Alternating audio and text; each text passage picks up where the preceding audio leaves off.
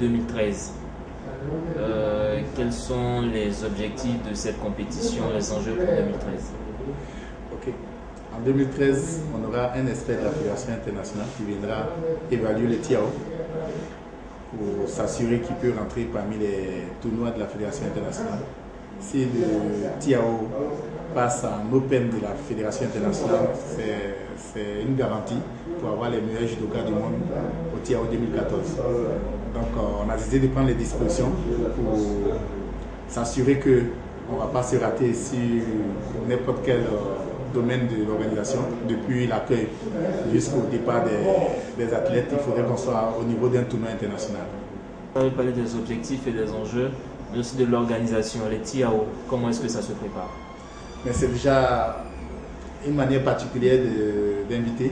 C'est pays par pays qu'on le fait. On les contacte individuellement pour s'assurer qu'ils seront là. On n'arrête pas de garder le contact pour faire en sorte qu'on puisse atteindre l'objectif de 16 pays que nous sommes donnés cette année.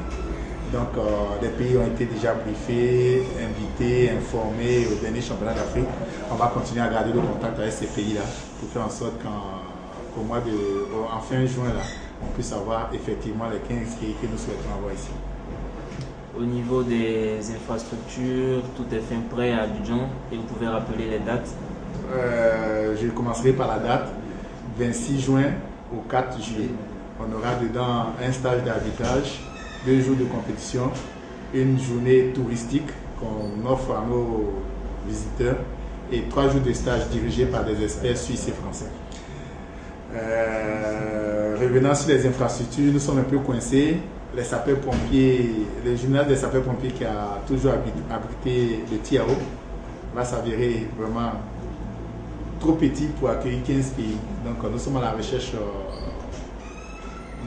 d'une salle pour nous accueillir. Il n'est pas question de parler du palais des sports qui se prépare à accueillir la faux basket. On avait opté pour la patinoire qui n'est pas disponible, le forum de l'université qui n'est pas disponible.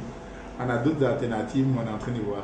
Enfin, par contre, au niveau de l'hôtel, on a signé un partenariat avec l'hôtel Terezo de Bassam qui offre un cadre vraiment magnifique. Je pense que sur le côté hébergement, l'inspecteur de la fiche pensera à nous donner une très bonne note. Alors à 1 mois, 3 semaines de l'événement, infrastructure, on reste quand même confiant. Est-ce qu'il y a un appel que vous pouvez lancer aux amoureux du judo et à tous les Ivoiriens? Ok, mais je pense qu'ils ne seront pas dessus. On est monté en puissance chaque année. En 2011, 6 pays. 2012, 11. Cette année, on pense à 16. La croissance est constante, 5 pays à chaque fois. C'est fait de telle sorte que cette année, on puisse accueillir les Africains qui étaient aux derniers Jeux Olympiques.